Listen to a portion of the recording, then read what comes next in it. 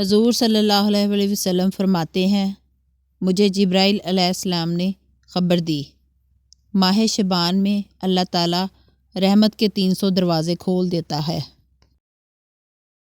شب برات فیصلوں کی رات ہوتی ہے، مغفرت کی رات ہوتی ہے، بخشش کی رات ہوتی ہے، عمر مقرر کی رات ہوتی ہے، نصیب بدلنے کی رات ہوتی ہے، سارے کا سارا نظام بدلنے کی رات ہوتی ہے۔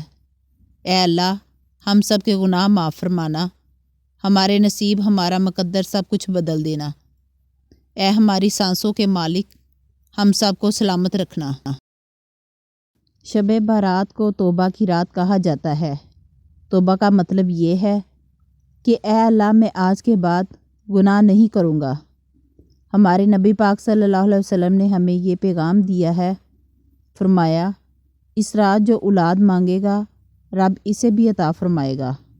اس رات جو اللہ سے بخشش مانگے گا، جو رب کریم سے عزت مانگے گا، رب اسے بھی عطا فرمائے گا۔